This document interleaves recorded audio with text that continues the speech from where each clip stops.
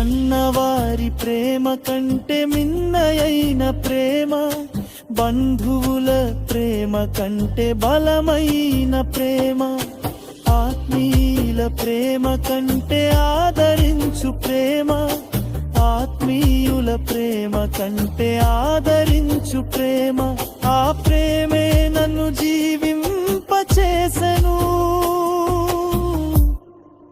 జీవింపచేసెను.